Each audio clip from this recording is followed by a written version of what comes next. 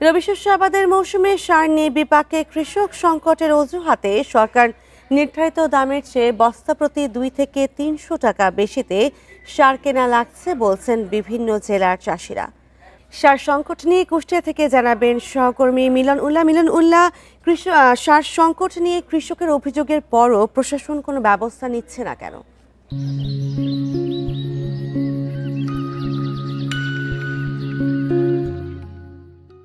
আসলে প্রশাসন ব্যবস্থা নিচ্ছে না, এই বিষয়টা আসলে শতভাগ সঠিক না।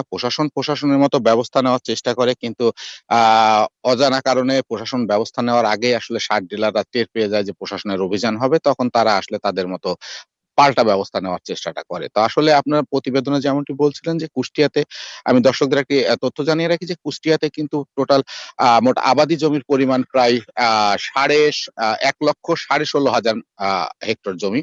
তো এই যে আমার পিছনে যে মাঠটি দেখছেন, এই মাঠে কিন্তু দিগন্ত জোড়া যে মাঠ, এই মাঠে কিন্তু এখন তামাকের চাষ হয়। যে তামাকটা কি বলা হয় বিষবৃক্ষ, এটি কিন্তু সরকারের তালিকাভুক্ত কোনো ফসল না। কিন্তু কুষ্টিয়া জেলার এই 1,16,হাজার হেক্টর যে জমি, তার কিন্তু প্রায় 60 থেকে 70% 70-80 ভাগ জমিতেই কিন্তু এই তামাকের চাষ এখন তামাক উৎপাদন হয়। আর এই তামাক কোম্পানিগুলো কিন্তু কৃষকদের তাদের সার বিষ কেনার জন্য তাদেরকে নগদ অর্থ প্রণোদনা দেয়। আর এই প্রণোদনার টাকা পাওয়ার পরে কিন্তু কৃষকরা সেই টাকা দিয়ে কিন্তু এই অধিক সার কিনে মজুত করে রাখে। এই একটা কারণ। আরেকটি কারণ হলো যারা বড়, বড় সার ব্যবসায়ীরা আছে, তারাও কিন্তু এই সুযোগটাকে কাজে লাগায় এবং বাজারে সংকট দেখিয়ে তারা কিন্তু সাধারণ যে কৃষক বা রবি চাষ চা ফসলের যারা কৃষক আছে তাদের কাছ থেকে এই দাম বাড়িয়ে কিন্তু টাকা নেয়। তো আসলে এই জিনিসটা কিন্তু একদিনে গড়ে ওঠেনি। এটা কিন্তু দিনে, দিনে এই সার সিন্ডিকেট বা সার ডিলারদের যে সিন্ডিকেট, সেটা যেমন একটা আছে, তামাক যারা চাষী বা তামাক যারা কোম্পানি, তাদেরও একটা প্রভাবের কারণে কিন্তু বাজারে এই তামাকের কৃত্রিম সংকট সৃষ্টি হচ্ছে বলে আমাদেরকে কৃষক জানিয়েছেন।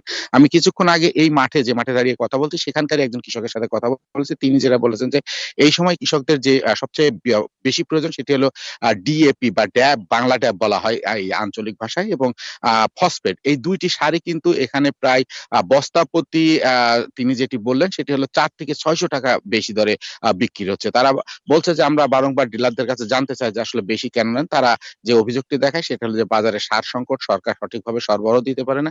এইসব অজুহাতেই মূলত কিন্তু কৃষকদের কাছ থেকে সারের দাম বেশি নেওয়া হয়। আরেকটা কথা বলে রাখি, সেটি হলো যে এই যারা ডিলার আছে, এই ডিলারের হাত থেকে কিন্তু সাব ডিলারের হাতে সার যায়। সাব ডিলারের হাত থেকে কিন্তু আরো ছোট, ছোট যে দোকানগুলো গ্রাম অঞ্চলে যায়, সেইসব জায়গায় কিন্তু বাকিতে সার বিক্রি হয়।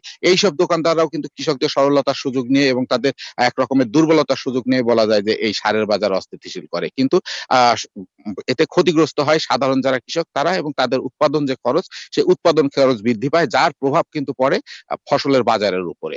তো এইভাবেই কিন্তু সারের বাজার নিয়ন্ত্রিত হচ্ছে, এবং প্রশাসন কিছু, কিছু ক্ষেত্রে ব্যবস্থা নেওয়ার চেষ্টা করে, কিন্তু সেটা আসলে খুবই অপ্রতুল এবং খুবই কম। যার কারণে কিন্তু এদের দৌরত্ব দিন, দিন বাড়ছে বলে আমাদের কাছে কৃষকরা অভিযোগ করেছেন। তো কুষ্টিয়া থেকে সারের বাজার নিয়ে এই ছিল আমার কাছে সর্বশেষ সংবাদ।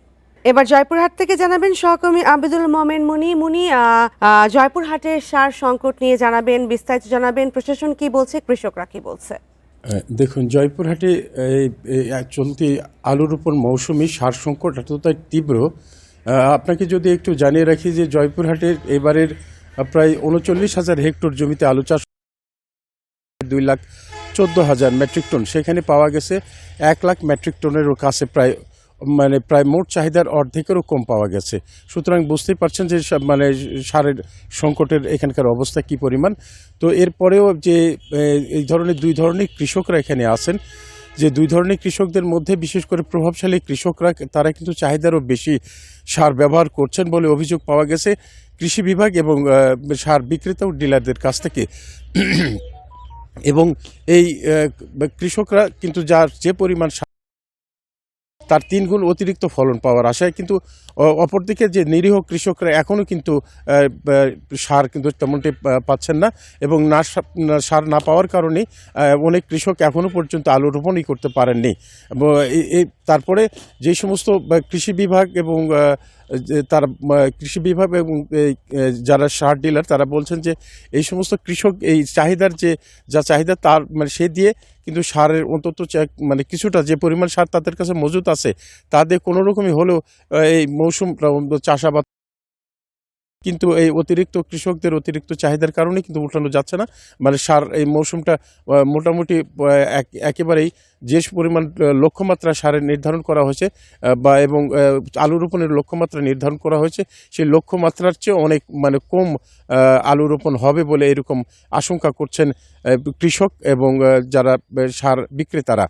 আর বিশেষ করে যে সার মানে সার বিক্রেতাদের যে বিরুদ্ধে যে অভিযোগ কৃষকরা করেছেন যে প্রতি বস্তা যে সার 400 টাকা বেশি নেওয়া হচ্ছে সার সংকটের অজুহাতে।